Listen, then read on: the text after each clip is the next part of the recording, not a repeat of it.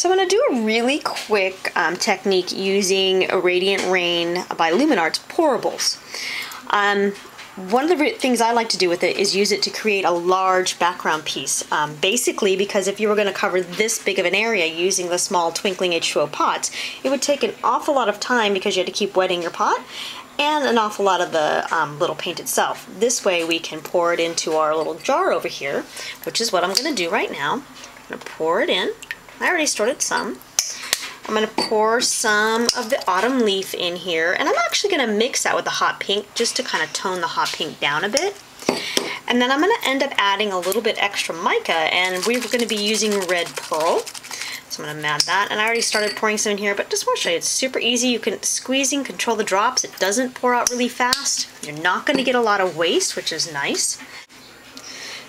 So we're going to prep the paper by spritzing it. Spritzing the paper opens up the fibers. It's also going to make the paint really flow really nicely across the paper.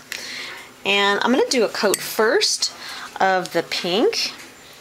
It's actually, look at that pink, it's insane. And as you can see, it flows really well because we already put the water down.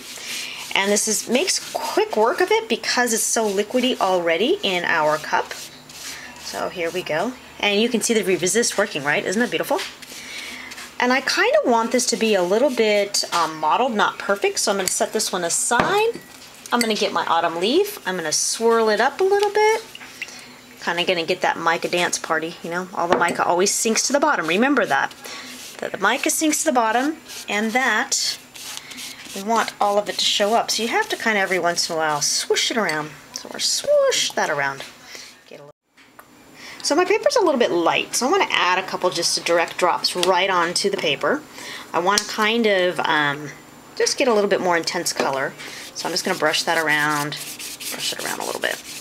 Again, we're not trying to make this perfect because it's kind of like making it a watercolor background.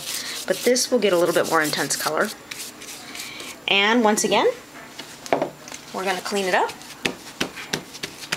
There we go. That's the color I'm looking for. Hum muffin. Much better. There we go. This, when this dries now, is going to have a really nice intensity about it. Okay. And turn this off. We're going to go ahead and put a little bit more of the iridescence. Rinse out my brush. Get it nice and clean. This is just the red pearl iridescence. We just want to put a lot of this on top. Okay, the last thing I want to do is add just a little bit more iridescence. So I'm going to use the red pearl. I'm going to swirl it up a bit, shake it so that the mica all comes up from the bottom. Squeeze out a few drops. A few drops at a time. You can always add more, right? Can't take it away.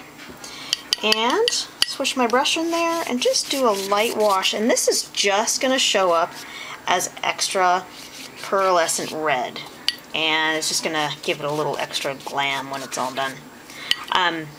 Basically, you're not going to really notice this when it's wet. It's going to take until it gets dry for all the mica to start showing up for you. And there we go. And I'm just going to go clean this off one more time. Just get it nice and clean.